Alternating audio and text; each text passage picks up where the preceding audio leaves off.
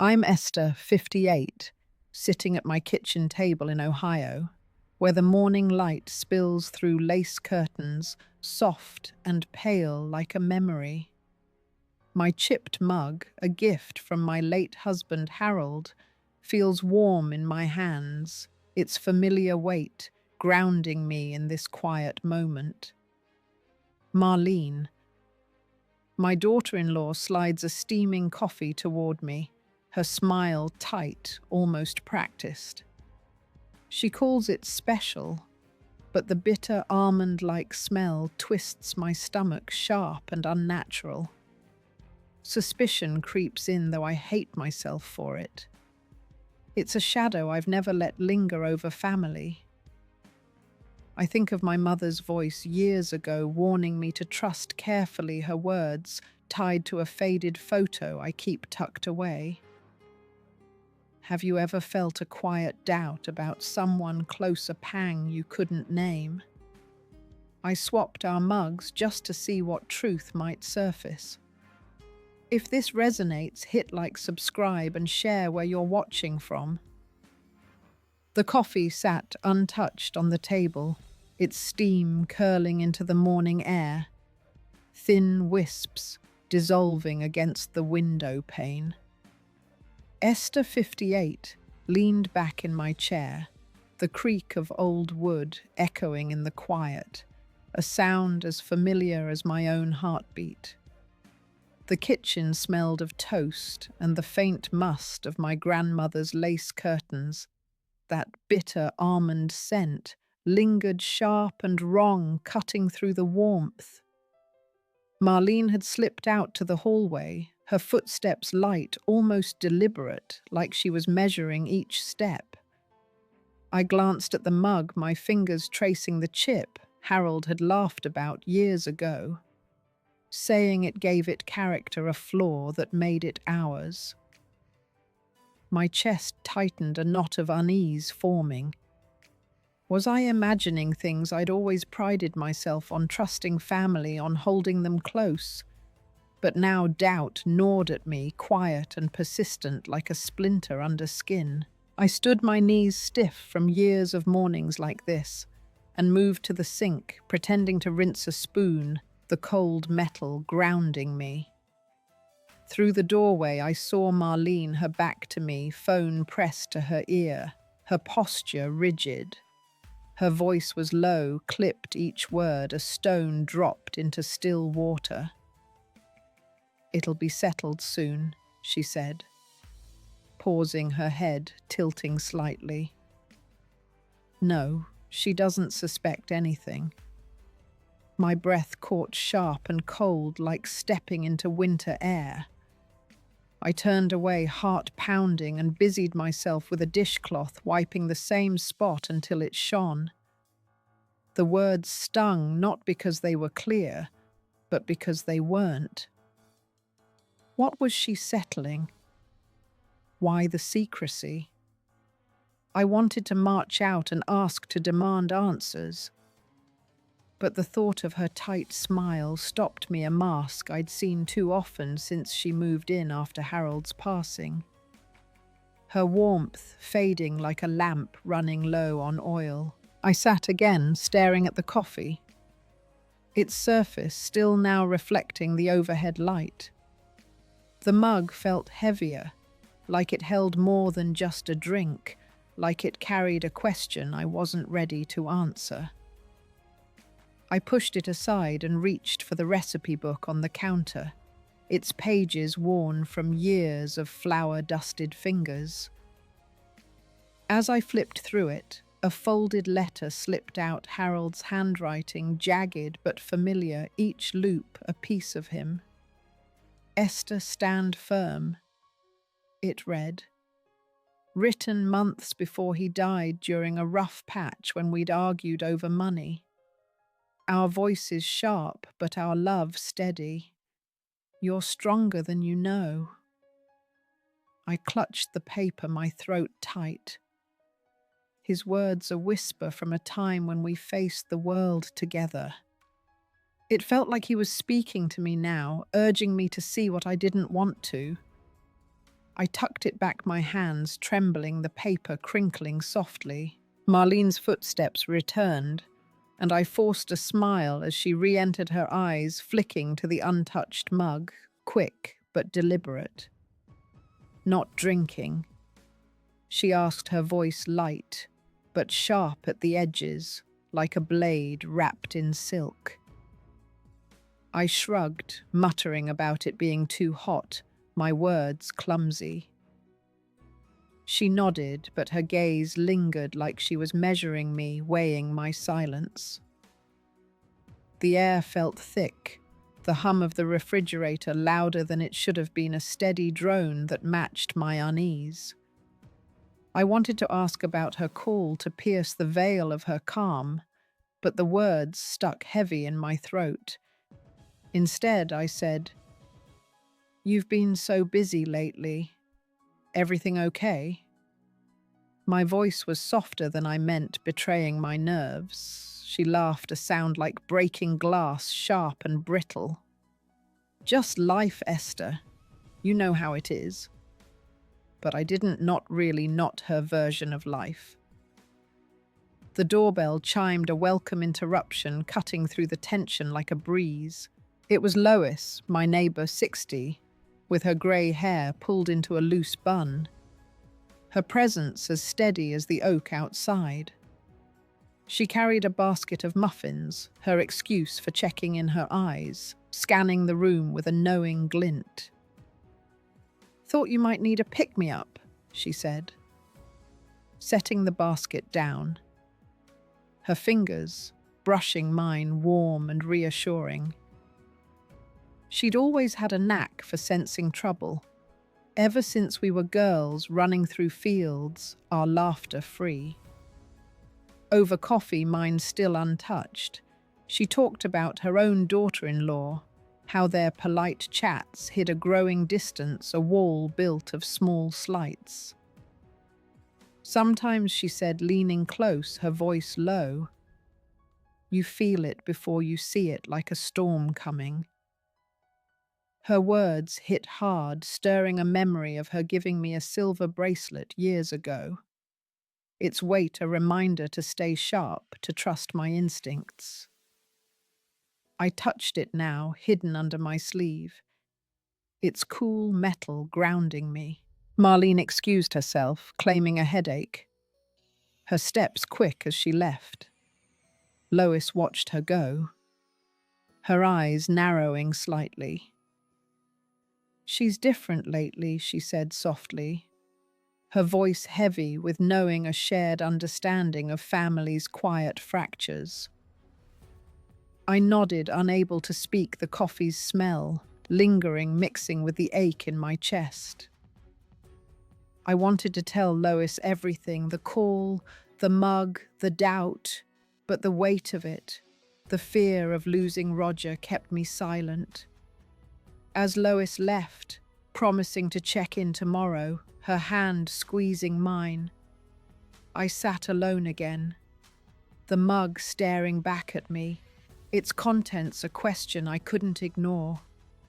I couldn't shake the feeling that something was unraveling, and I was too late to stop it. The kitchen felt smaller as the morning wore on, the air thick with the hum of the refrigerator and the faint tick of the clock above the stove, its hands moving too slowly. I, Esther, 58, stood by the counter, my fingers still clutching the edge of Harold's letter, its words a steady pulse in my mind. The coffee mug sat cold now, its bitter scent a quiet accusation I couldn't shake, like a ghost lingering in the room. I moved to the window, peering out at the backyard, where the grass needed cutting, its uneven blades swaying in the breeze. I hoped the familiar sight would steady me, anchor me to the life I'd known. It didn't. Marlene's phone call replayed in my head. Her words sharp and secretive, each syllable a cut deeper than the last. I heard the front door creak open, and Roger's heavy footsteps followed each one, heavy with the weight of his factory shift. My son, 35, carried exhaustion in his slumped shoulders, his face lined with more than just fatigue. He dropped his keys on the hall table, the clatter loud in the stillness, a sound that felt like a door closing between us. I turned, hoping to catch his eye, to find the boy who used to tell me everything, who'd run to me with scraped knees and secrets. Rough day. I asked, my voice softer than I meant, betraying the hope I still held. He grunted, barely looking up, and grabbed a glass from the cupboard, his movements mechanical. "Just tired, Ma," he said, filling it with water. His tone clipped, not cruel, but distant, like he was already halfway out the door, out of my reach. I wanted to ask about Marlene, about the call, about why he seemed to avoid me lately, his eyes always elsewhere. Instead, I said, "You've been quiet. Everything okay with you too?" My words hung in the air, fragile. He froze, glass halfway to his lips, and his eyes flicked to mine, then away, quick as a flinch. "We're fine," he muttered. But the tightness in his jaw told another story, one he wouldn't share. I remembered a moment years ago, when he was a teenager sitting at this same table, confessing a schoolyard fight. His voice raw, his trust in me absolute. Now he was a stranger, and it stung more than I could say. A quiet grief that settled in my bones. I busied myself wiping the counter, the cloth moving in slow circles, the motion a distraction from the ache. My eyes caught on a small wooden box by the sink, one Harold had made to hold odds and ends, its hinges worn but stubborn. I opened it more out of habit than intent, and found a faded note inside, written in my own hand from decades ago, the ink smudged but legible. "Don't let fear silence you." It read, a reminder from a younger me, written after a fight with my sister Judith, over something long forgotten, a moment when I'd chosen to speak. I'd been braver then, or at least less worn by life's slow grind. I closed the box, my throat tight, feeling the weight of that advice, now its urgency pressing against my silence. Marlene reappeared, her face smooth, but her hands fidgeting with a dish towel, twisting it like a rope. "Roger, you're home," she said. Her voice bright, too bright, like a light that hurt to look at. She moved to him, touching his arm, but he pulled away just slightly. A motion so small I almost missed it. I saw it, and so did she. Her smile faltered, a crack in her composure, and for a moment I felt a pang of pity, a flicker of the woman I'd hoped she'd be. But then I remembered her words on the phone, and the pity dissolved, replaced by a cold clarity. "Esther, you didn't touch your coffee," she said, glancing at the mug, her tone casual, but her eyes sharp, searching for something in my face. I shrugged, forcing a laugh that felt hollow. "Guess I'm just not in the mood." She nodded, but her fingers tightened on the towel, a small tell that betrayed her calm. I felt Roger watching us, his silence heavy a weight that pressed on us all. I wanted to tell him about the call, to ask why Marlene was so guarded to break through the wall between us. But the words wouldn't come, caught in the fear of pushing him further away. Instead, I said, "I'm heading out to see Agnes later. She's been asking about you." Roger nodded, distracted his eyes on the floor. Marlene's lips pressed into a thin line. "That's nice," she said. But her voice was flat, like she was measuring every word, guarding something I couldn't see. I left the kitchen needing air and stepped into the living room, where the old couch sagged under a quilt. Harold's mother had made its colours faded but warm, a patchwork of memories. I sat, my hands clasped, and thought of Lois's words earlier about feeling trouble before seeing it like a storm on the horizon. My bracelet felt heavy on my wrist, a reminder of her warning from years ago when we'd sat under stars and promised to always have each other's backs. I looked at the coffee mug still on the kitchen table, its contents untouched, and a chill ran through me, sharp and undeniable. Something was wrong, and it wasn't just a bad blend. I stood, my heart racing, knowing I couldn't stay silent much longer, the truth pressing closer with every beat. The living room felt too still, the quilt on the couch heavy under my hands, its stitches pulling slightly at the seams. Esther 58 stood frozen, the weight of Marlene's guarded words and Roger's distance pressing against my chest, a pressure I couldn't shake. Outside, clouds gathered grey and swollen, promising a storm that felt like it was already here.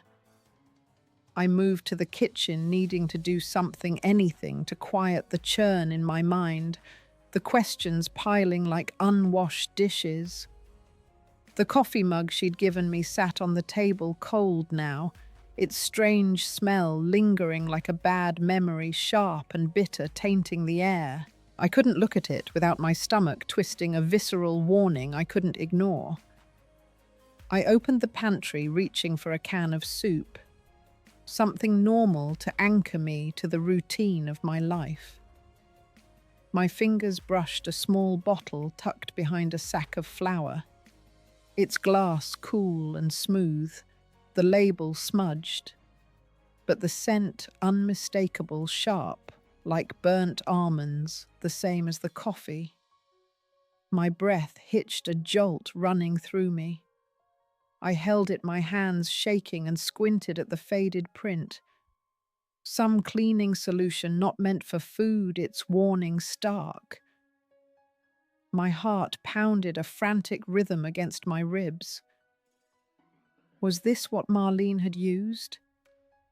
The thought was a cold blade slicing through my trust. I shoved it back, slamming the pantry door, the sound echoing. But the question burned bright and relentless. I heard the back door open and Marlene's voice carried in, talking to someone outside, her tone low and urgent. I peered through the window, the glass cool against my palm, and saw her with a neighbor I didn't know well. A man named Lloyd. His face serious, his hands stuffed in his pockets. She gestured sharply, her voice clipped. "It's handled," she said, glancing toward the house, her eyes narrowing as if she sensed me watching. I ducked back, my pulse racing, the curtains swaying slightly in my wake. Handled? What was she handling? I wanted to believe it was nothing, a misunderstanding I'd laugh about later. But the bottle in the pantry said otherwise, its presence a weight I couldn't dismiss. I sat at the table, my fingers tracing the grain of the wood, its knots rough under my touch, trying to steady myself. A memory of my sister Judith surfaced clear as day, her face lit by the glow of this same kitchen years ago. She'd sat here, her locket glinting as she warned me about people who smile while plotting, her voice firm, her eyes fierce with love. "Watch their hands." "Esther," she'd said, "not their faces." I touched the locket at my neck now, her photo inside a small square of her smile, and felt a pang, sharp and deep. She'd been gone 5 years, her absence a quiet ache, but her words felt like a lifeline pulling me toward clarity. The front door creaked, and Roger walked in his work boots, leaving faint dirt marks on the floor, a trail of his day's labor. I stood desperate to bridge the gap between us, to find the son who'd once trusted me with everything. "Roger, can we talk?" I asked, my voice steadier than I felt, though it trembled at the edges. He sighed, running a hand through his hair, his eyes tired and guarded. "Ma, I'm beat. Can it wait?" His words were heavy, not cruel, but they pushed me away. I pressed on, needing him to hear. "It's about Marlene. That coffee she made me, it smelled wrong. And I heard her on the phone earlier saying things." My voice wavered, but I held his gaze, willing him to see. His face hardened, a wall going up. "You're overthinking it." He snapped, his voice louder than I expected, sharp enough to cut. "She's just stressed. We both are. Why do you always assume the worst?" His words hit like a blade I hadn't seen coming, slicing through the hope I'd clung to. I wanted to yell back, to tell him about the bottle, to shake him until he saw. But his anger stopped me, a wall I couldn't climb. He turned away, heading upstairs. His footsteps heavy, leaving me alone with the echo of his voice, each word a weight on my heart. I sank into a chair, my hands trembling, the locket cool against my skin. The storm outside rumbled, a low growl that matched the ache in my chest. The clouds pressing closer. I thought of Agnes, my neighbour 70, who'd faced her own family battles, her stories of quiet strength, a beacon in my fog. I needed her perspective, someone who'd understand this creeping dread, this sense of losing my place. I grabbed my coat, the locket heavy against my skin, its clasp worn but firm, and stepped out into the gathering rain, determined to find answers before the silence swallowed me whole, before I lost what little I had left. The rain pelted my coat as I walked to Agnes's house, the cold seeping into my bones, each drop a reminder of the storm inside me. Esther 58 felt the weight of Roger's sharp words, his dismissal cutting deeper than the chill, a betrayal I hadn't expected from my own son. Agnes's porch light glowed through the storm, a small beacon in the grey flickering like hope. I knocked my hands stiff from the cold, and she opened the door. Her face creasing with concern, her eyes sharp despite her years. "Esther, you're soaked," she said, ushering me inside. Her voice warm but tinged with worry. I sat on her worn sofa, clutching a mug of tea. She pressed into my hands. Its warmth, a faint comfort against my trembling fingers. Her living room smelled of lavender and old books, a scent that reminded me of my mother's house, a place of safety long gone. "It's Marlene," I said, my voice low, barely above a whisper. I found a bottle in the pantry, same smell as that coffee. "And Roger, he thinks I'm imagining things." Agnes's eyes softened, but her mouth tightened, a line of understanding etched deep. "My daughter-in-law was like that," she said, sitting across from me, her hands folded. Always a smile. but I'd find my things moved, my words twisted. It wears you down, Esther, like sand on stone. Her story mirrored mine, each word a reflection of my own unraveling, and the ache in my chest grew heavier, a weight I couldn't shift. I told her about Marlene's call, the way she'd said handled to Lloyd, outside her voice sharp and secretive. Agnes leaned forward, her voice steady, her eyes holding mine. Trust your gut, Esther. I didn't, and I lost years with my son. Her words stirred a memory of a drawing Roger made at 7. A crayon sketch of our house with a smiling sun overhead. Its colours bright and hopeful. I'd found it last week in a box of Harold's things. Its edges curled a relic of a time when Roger saw me as home. That boy was gone, replaced by a man who couldn't see me, and the loss cut deeper than I could name.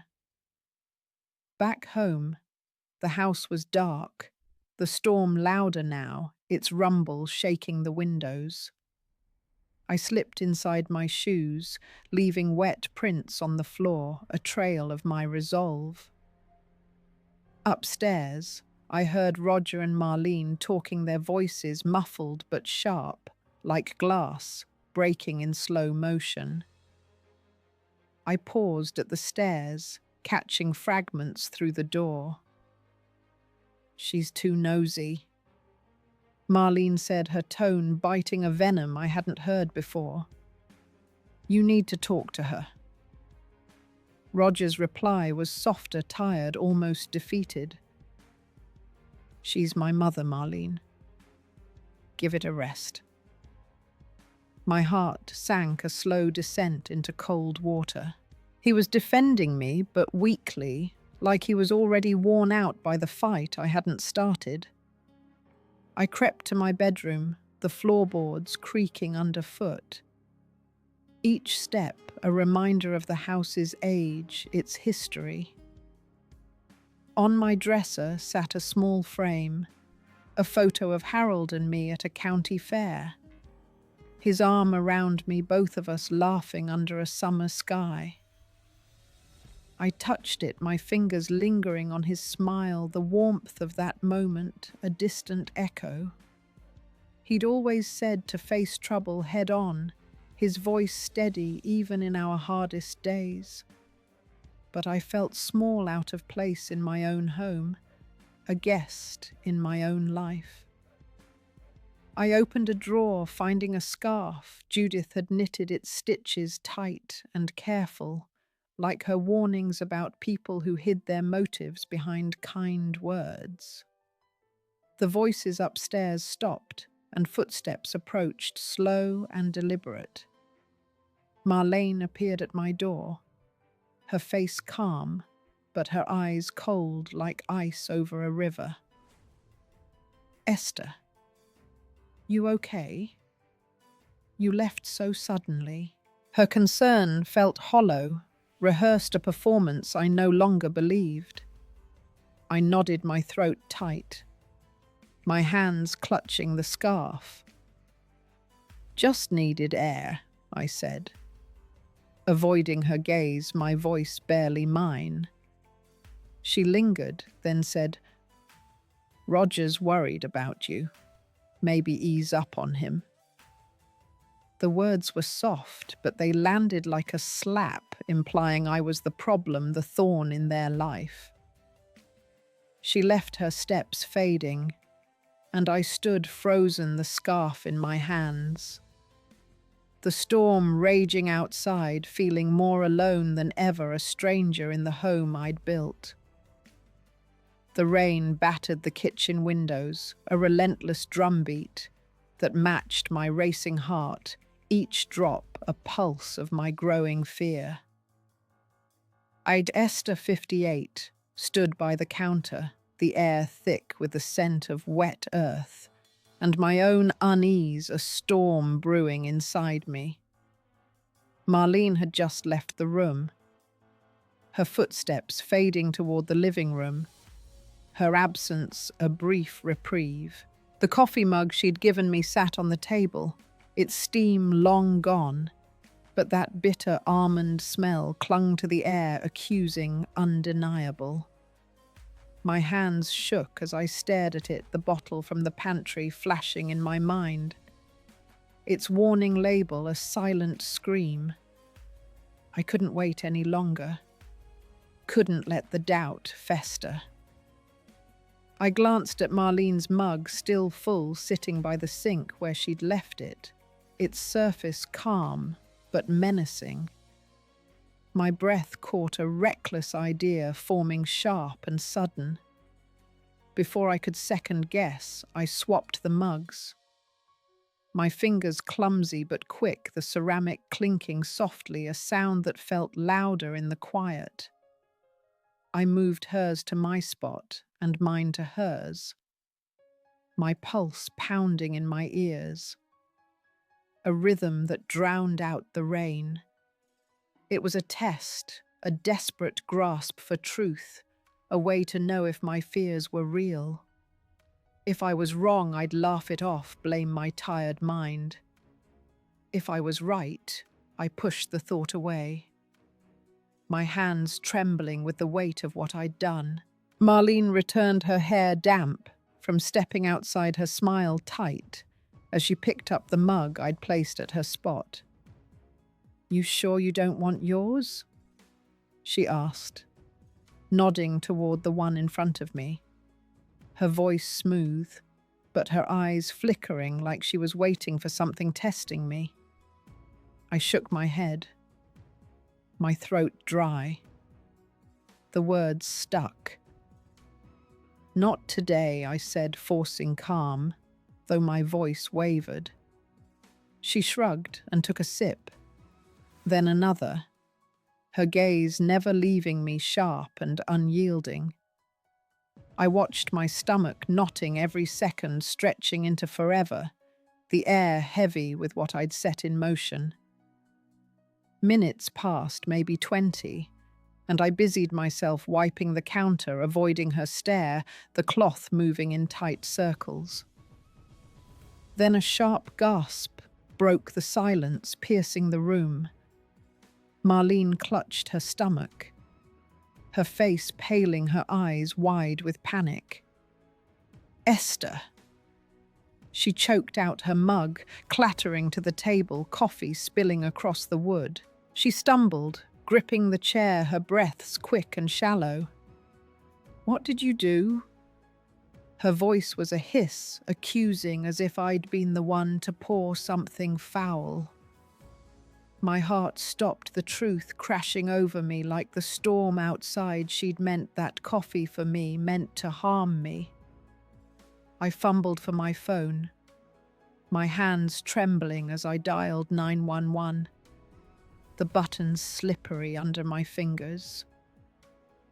"My daughter-in-law. She's sick." I stammered to the operator, my voice cracking, barely holding together.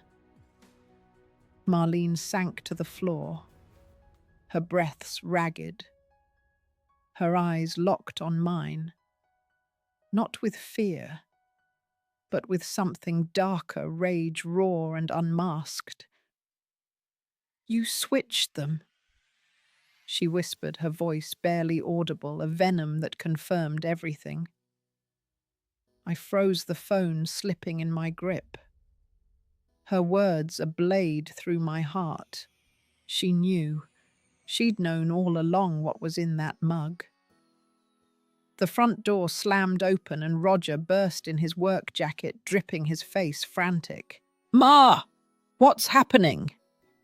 he shouted, dropping to Marlene's side, his hands hovering over her. His eyes darted to me, confused, then accusing, a look that cut deeper than words. "What did you do?" he demanded, echoing her accusation. His voice raw with panic. I opened my mouth, but no sound came, the room spinning, the rain's roar deafening. I clutched the small wooden cross Harold had carved, its edges digging into my palm, a lifeline. As the truth tore my family apart, a fracture I couldn't mend. The kitchen floor felt cold under my feet, as Esther, 58, stood frozen, the wooden cross, biting into my palm, its rough grain a tether to reality. Marlene's ragged breaths filled the room, her eyes burning into me with a hatred I'd never seen, a fire that stripped away her mask. Roger knelt beside her, his face twisted with panic and fury, his hands trembling as he held her. "Talk to me," he shouted, his voice cracking a plea and an accusation all at once. The rain outside roared, drowning out the wail of approaching sirens, a chaos that matched the storm in my chest. I opened my mouth, but the words choked in my throat, buried under the weight of Marlene's venom. Her truth laid bare. I stumbled to the counter, my hands fumbling for Marlene's purse left open on the chair, its contents spilling slightly. Inside my fingers found a small vial, its label matching the bottle from the pantry, the same sharp scent sealed inside. I held it up, my voice shaking, barely audible. "This was in her bag, Roger. It's the same smell." His eyes widened, a flicker of doubt crossing his face. But before he could speak, Marlene coughed, her voice venomous, cutting through her pain. "You're lying," she spat, clutching her stomach, her face pale but her eyes fierce. "You've always hated me, Esther, trying to turn him against me." Her words hit like a slap, tearing open old wounds, twisting my fear into something ugly.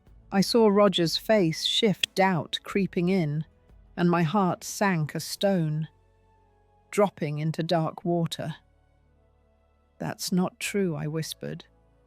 But my voice was lost in the chaos, drowned by the rain and her accusations. The door burst open and Beverly, a paramedic, rushed in, her face calm but urgent, her boots squeaking on the wet floor. "What happened?" she asked, kneeling beside Marlene, her hands quick and sure.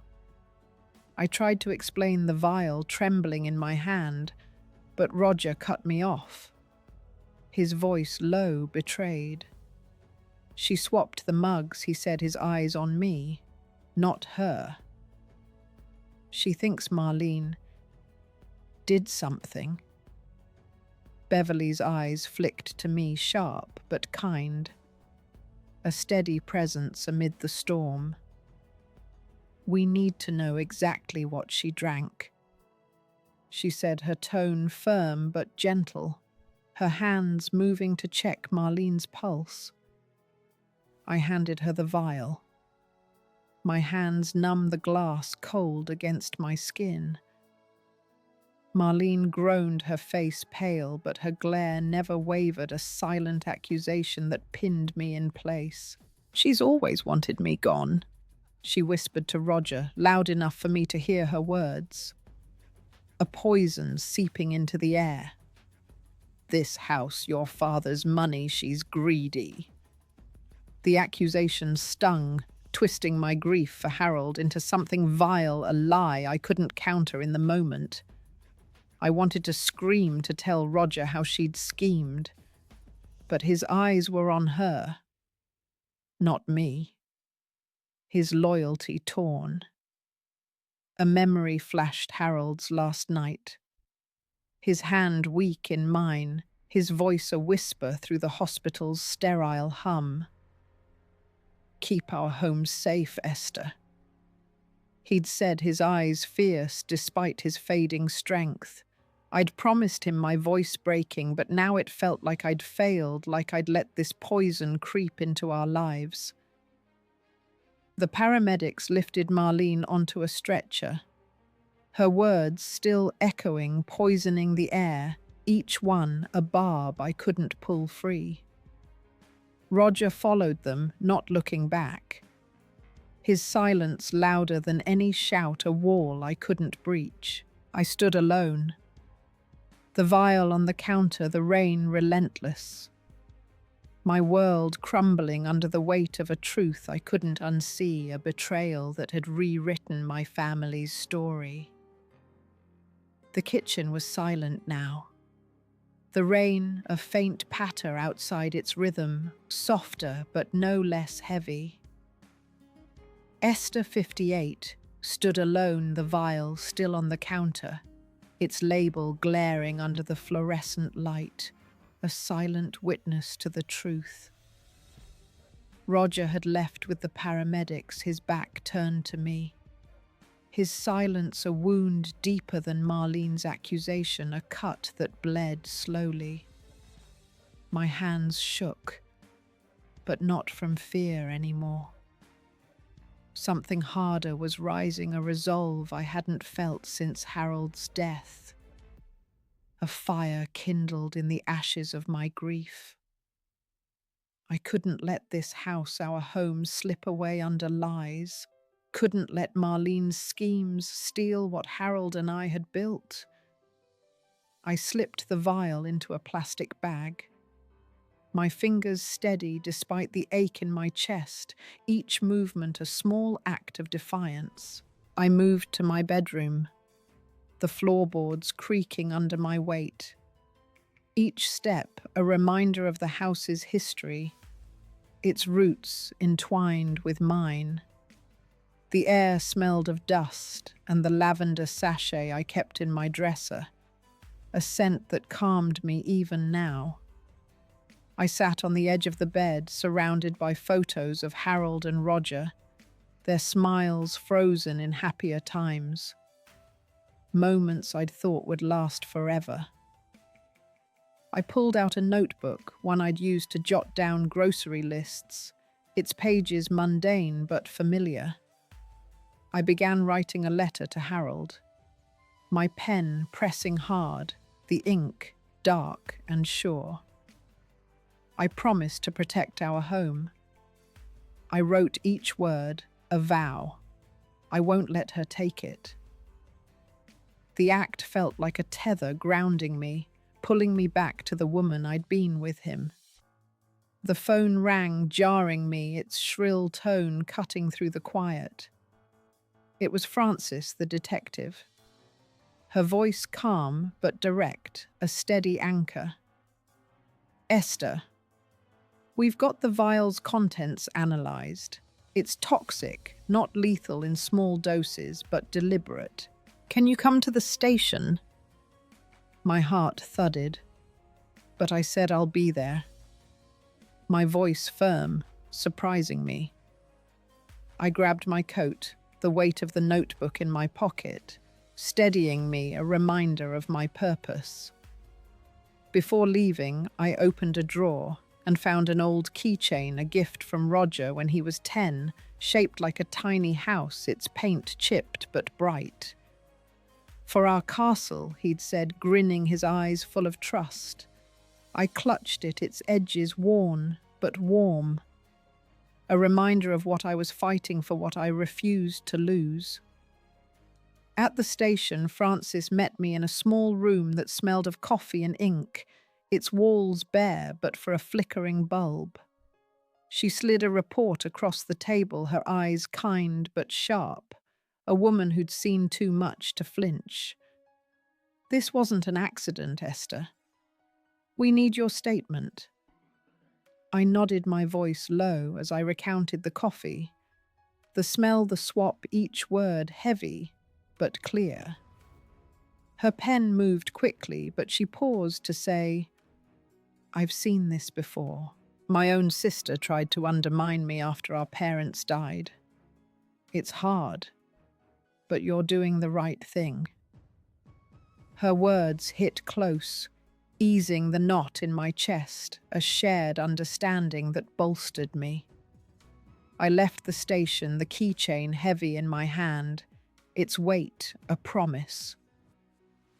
Back home, I stood in the hallway, hearing Roger's key in the lock, a sound that once meant comfort. He stepped inside, his face-drawn eyes red. His shoulders slumped under the weight of what he'd seen. "Ma." He started, his voice breaking, but I raised a hand, my resolve firm. "We need to talk, Roger. Talk." My voice was steady, surprising me, a strength I hadn't known I still had. He nodded, hesitant, and I felt a spark of strength flare inside me, a fire ready to face whatever came next, burning bright against the shadows. Roger stood in the hallway, his jacket still damp from the rain, its fabric clinging to his shoulders, his eyes searching mine for something I couldn't name. Forgiveness, maybe, or understanding. Esther 58 felt the weight of the keychain in my pocket, its tiny house shape pressing against my thigh, a small anchor in the storm. The air smelled of wet wool and the faint pine of the floor polish I'd used last week, a scent that grounded me in this house I'd fought for. I gestured to the kitchen table, my voice steady, a calm I hadn't felt in months. "Sit, Roger. We can't keep dodging this." He hesitated, his boots scuffing the floor, then sank into a chair, his hands clasped tight, knuckles white. I sat across from him, the notebook with my letter to Harold still in my pocket, its words fueling me a quiet fire. "I went to the police," I said, my voice low but firm, each word deliberate. "That vial in Marlene's purse. It was poison, Roger, meant for me." His face crumpled, a mix of shock and shame, his eyes dropping to the table. "Ma." I didn't know, he whispered, his voice breaking raw with regret. "She said you were difficult. I thought she was just stressed." His admission stung, a sharp reminder of the distance between us. But I saw the boy I'd raised in his eyes, lost and sorry, the son I still loved. I leaned forward, my hands steady on the table, the wood cool under my palms. "You didn't see because you didn't want to," I said, not cruelly, but with a truth I'd held back too long. A truth that hurt us both. "This is our home, Roger. Your father's home. I won't let it be taken." He nodded, tears welling, and for the first time in months, I felt he heard me. Really heard me. I stood and pulled a business card from my purse. Eileen, the lawyer I'd called earlier, her name written in neat print. "I'm meeting her tomorrow," I said. "To protect what's ours. You can come or not." My voice was calm, but inside I braced for his choice. I stepped outside to the porch, needing air. The damp chill, a sharp contrast to the warmth inside. The rain had stopped, leaving a quiet that felt fragile. I reached into a box by the door where I kept old keepsakes and found a small clay pot Roger had made in school, lopsided, but painted with care. Its colours faded but bold. "For your flowers, Ma," he'd said, proud, his grin wide. I held it, my chest aching with love and resolve, a reminder of the family I was fighting for. I called Eileen, confirming our meeting, my voice clear, unwavering. "I want everything airtight. I told her, my words firm. She chuckled softly, her voice warm. Good for you, Esther. I've been there fighting for my own after my husband passed. You're stronger than you think. Back inside, Roger was still at the table, staring at his hands, his fingers tracing invisible lines. I didn't speak. Just set the clay pot between us. A quiet reminder of who we'd been, of the love that still held us. He looked at it, his eyes softening, and I saw a flicker of the sun. I knew, the one who'd once believed in me. I turned away, my steps firm, and headed to my room. The notebook's weight, a promise kept to Harold. I closed the door. The silence heavy with purpose. My heart steady for the first time in months. A quiet strength I hadn't known I could reclaim. The kitchen smelled of fresh paint, a sharp tang that mingled with the damp air from last night's storm, a scent of renewal and loss. And Esther, 58, stood by the stove, my hands steady as I poured water for tea, the kettle's hum a small comfort. The house felt different, quieter, since Roger left for a motel to clear his head. His absence a void I felt in every room. Marlene's trial was set to start soon, and the weight of my decision to press charges settled over me like a heavy coat, necessary but cold. I'd chosen to fight, to stand for what was mine. But the cost was this silence, this empty space where my son used to be. His laughter now a memory. I moved to the living room where I'd started boxing up Marlene's things, clothes folded neatly, books, stacked a few trinkets she'd scattered around like claims on my home. My fingers brushed a folded note tucked inside a scarf, her handwriting sharp and slanted, each letter a jab. This house should have been ours. It read, her resentment raw on the page, a confession I hadn't expected. My breath caught the words, confirming what I'd feared. She'd seen me as a barrier, not family, a wall to tear down. I set it aside for the police, my chest tight with a mix of vindication and sorrow, the truth, a heavy stone in my hands. The doorbell rang, and Shirley, my friend of 40 years, stood there, her arms full of paint rollers, her grey hair pulled back, her smile warm but cautious, like she knew the weight I carried.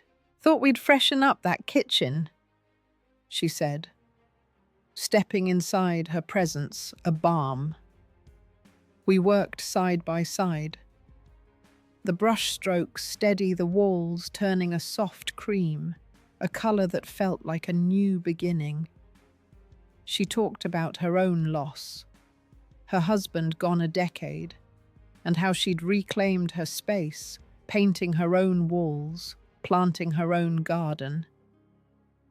"You're doing right, Esther," she said, pausing to meet my eyes, her hand resting on mine. "It's your home."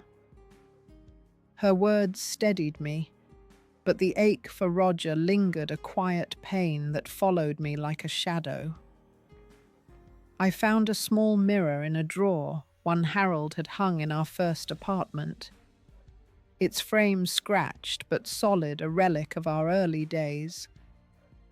I held it, seeing my reflection, tired eyes, but a set jaw. A woman who'd faced more than she thought she could. I'd been weak before letting Marlene's presence shrink me, letting doubt silence me. No more. I called Francis, the detective, to confirm my testimony. My voice clear, unwavering. "You're brave, Esther," she said, her tone kind but firm. "This'll shake things up." I nodded, though she couldn't see, feeling the ground shift beneath me. the future uncertain, but mine to shape a path I'd chosen despite the cost. Roger's absence gnawed at me as I painted the brush heavy in my hand.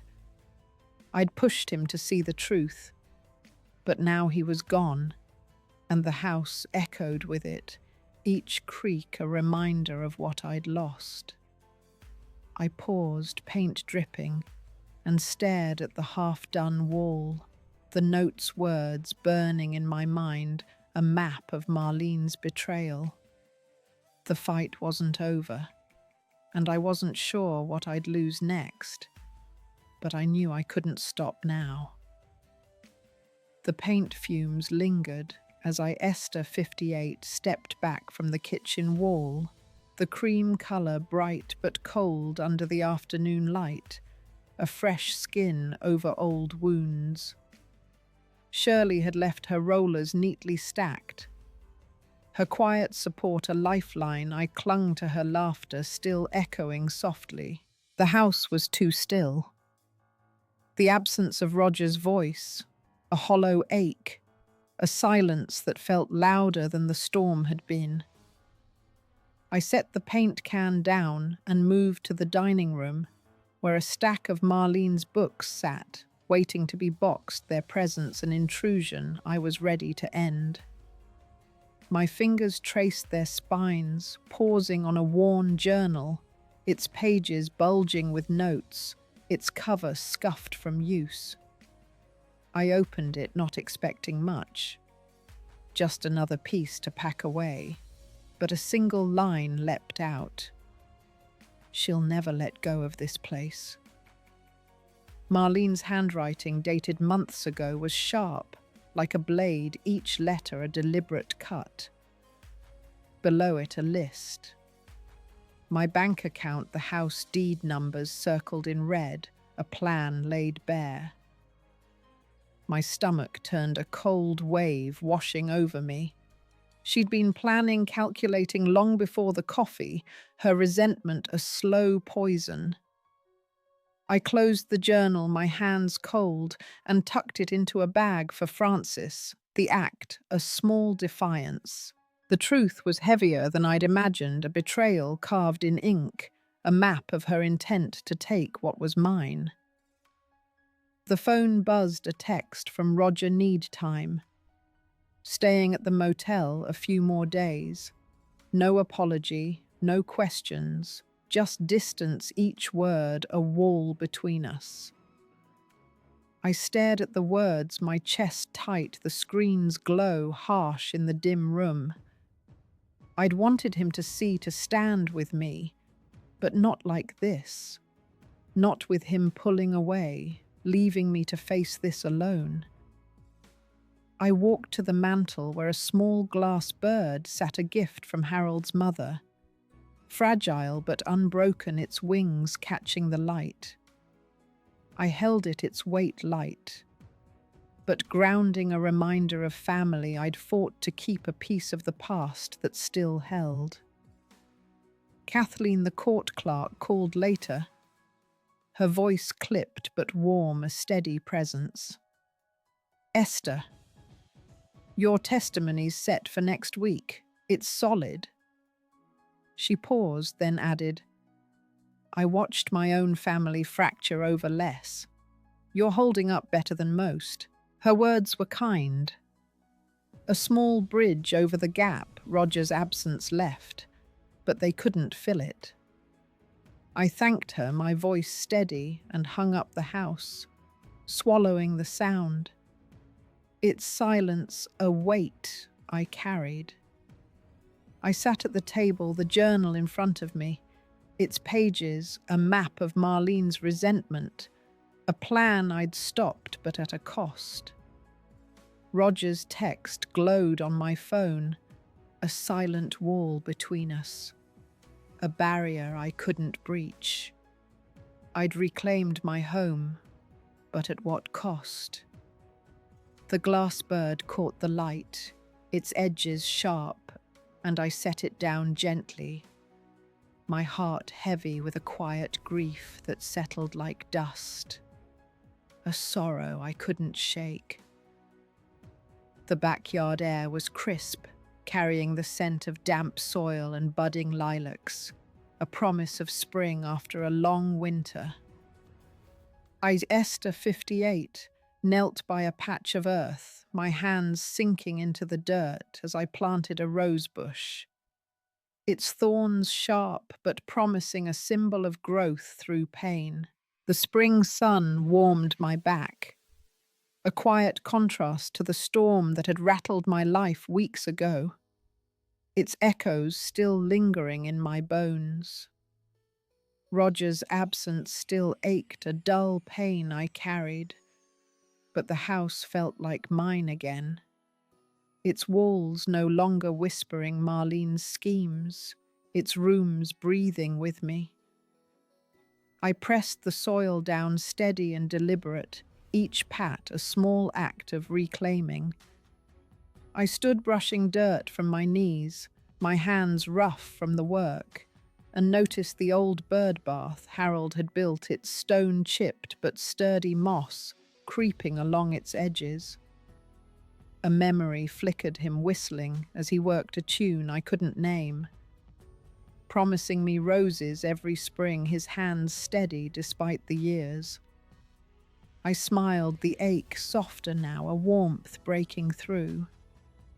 Inside, I pulled a small tin from a shelf filled with letters I'd written to myself years ago after Judith's death, when grief had taught me to hold on. One read, "Forgive, but don't forget the ink, faded, but firm a lesson from a younger me."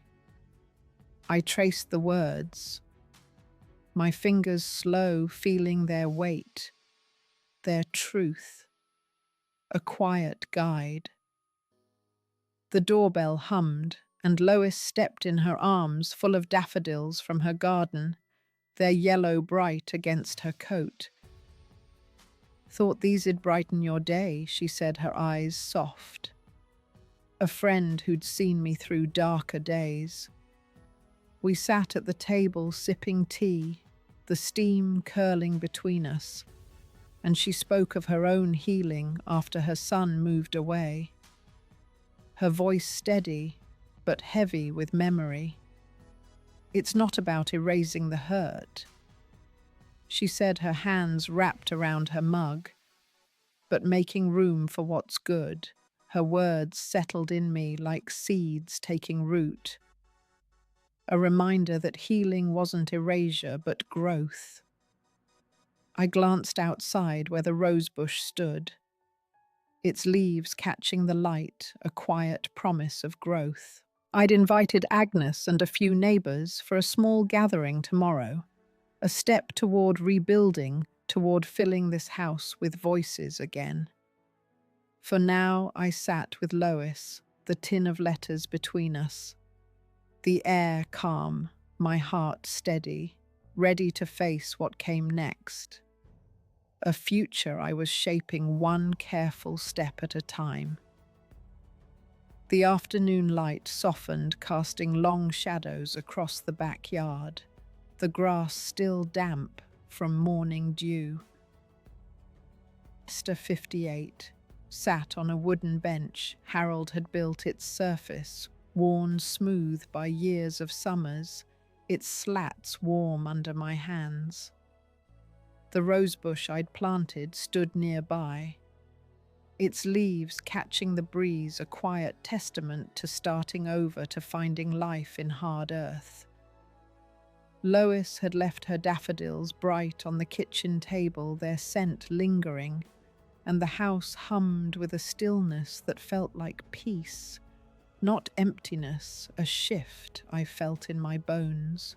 I held a small leather book, a journal I'd started after Harold's passing, its pages half filled with thoughts I'd never spoken, a map of my quiet survival. I opened it, my pen heavy in my hand, its weight a comfort, and wrote, "I choose to keep going, not because it's easy, but because it's mine." The words came slow, deliberate, each one a step away from the pain Marlene left behind, a path I was carving. I thought of Roger still at the motel, his last text short but softer, saying he'd started therapy, a small crack in the wall between us. It wasn't a full bridge back to me, but it was a start, a fragile hope I held gently. The back door creaked and Carolyn, my granddaughter 10, bounded in her sneakers, muddy her energy, a burst of light. "Grandma, can I help with the flowers?" She asked, her eyes bright, her smile wide. I smiled, setting the journal down, and handed her a pair of gardening gloves. Too big, but cherished ones Harold used to wear, their leather soft from years of use. We knelt by the rosebush, her small hands patting the soil, her chatter filling the air with life stories of school and friends. She asked about Harold, her voice curious, and I told her how he'd hum old tunes while planting his hands steady as earth, his love woven into every root. Later, as Carolyn napped on the couch, her small form curled under a blanket, I stood at the kitchen window watching the sunset paint the sky gold, its colors soft but vivid. I found a small locket in my pocket, one I'd bought years ago, meant for Carolyn when she's older. It's silver cool and smooth. I opened it empty for now and decided I'd fill it with a photo of us three, me, Roger, her someday. A promise of family rebuilt. The thought settled in me quiet but sure, a vow to hold on. I closed the locket, my fingers lingering the world still, my heart at rest. A peace I'd earned through the storm. The kitchen glowed under the morning sun, its cream walls catching the light like a fresh page, clean and open. Esther, 58, stood at the counter grinding coffee beans by hand, the rich scent filling the air, a ritual that grounded me. It was a new habit, one I'd started after refusing to let fear taint my mornings, a small rebellion against the past. The house was quiet, but not empty. Carolyn's laughter from last week's visit still echoed in my mind, a sound that warmed the walls. I poured the grounds into a filter, my movements slow, deliberate, savoring the simplicity of this reclaimed space, this life I was rebuilding. I sat at the table, a new mug in my hands, plain but sturdy, bought from a local shop, its weight solid and sure. The old chipped one rested in a box, a memory I wasn't ready to part with but no longer needed to hold every day. I thought of Roger, who'd visited yesterday, his smile tentative, but real, a crack in the distance between us. We'd baked cookies with Carolyn, the kitchen warm with sugar, and chatter flour dusting our hands, a fragile step toward healing. He'd hugged me before leaving, his arms tight. No words needed, a moment that felt like a bridge starting to form. I opened a drawer, pulling out a small notebook, its pages fresh, unmarred by the past. I'd started writing again. Not letters to Harold, but thoughts for myself. Plans, hopes, things. I wanted to teach Carolyn lessons. I'd learned too late.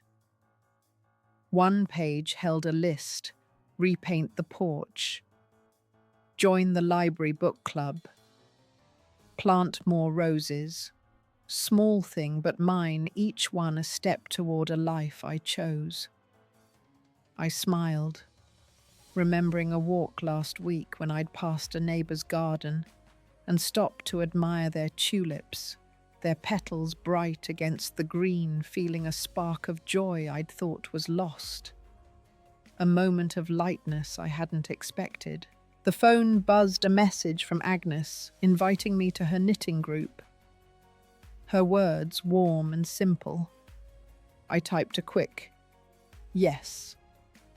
My heart lighter. A small connection that felt like home. The house once heavy with secrets, now breathed with me. Its walls holding my story, not hers. I sipped my coffee, its warmth spreading, and looked out at the backyard where the rosebush bloomed steady and alive, a testament to what I'd held on to. The past hadn't vanished, but I'd carved out room for today, and that was enough for now, a quiet victory I claimed each morning. The evening air slipped through the open window, carrying the scent of cut grass from a neighbour's yard, a fresh green note that softened the dusk. I, Esther 58, sat at my kitchen table, a single lamp casting a soft glow, its light pooling on the wood. A photo album lay open before me, its pages filled with moments I hadn't revisited in years.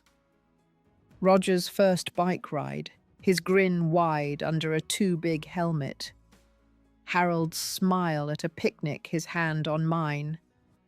Carolyn's tiny hand clutching mine at a fair. I traced their faces, my fingers slow, and felt a quiet strength settle in, not loud but deep, like roots after a long winter, steady and enduring. I thought of the months since Marlene's trial, how the truth had unraveled us, but also set me free, a painful liberation.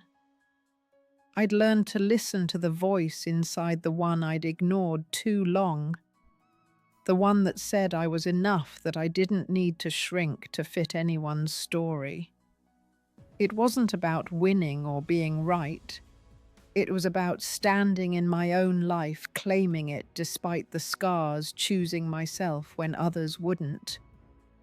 I'd lost pieces of Roger for a time, but I'd gained myself, and that was a trade I could live with, a truth I carried with pride. I stood moving to the sink where a small dish held Carolyn's latest gift. A painted stone, uneven but bright, with her love, its colours bold in the lamplight. I held it, its weight, grounding me, and thought of what I'd tell her one day, that life breaks you sometimes, but you rebuild, not to erase the cracks, but to live with them and to let them tell your story.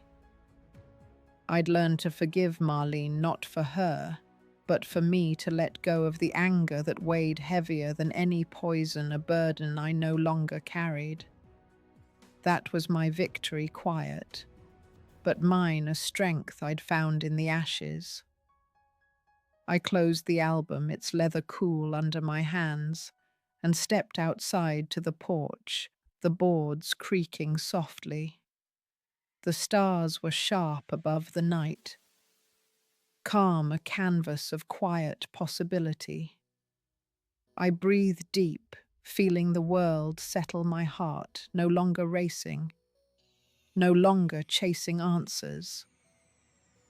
I'd found my way back, not to who I was, but to who I could be, a woman shaped by loss, but not defined by it. What moment in your life taught you to stand firm? Share it below. I'd love to hear. If this story touched you, please like, subscribe, or share it with someone who needs it. Thank you for listening, for being here. Here's to healing one quiet step at a time.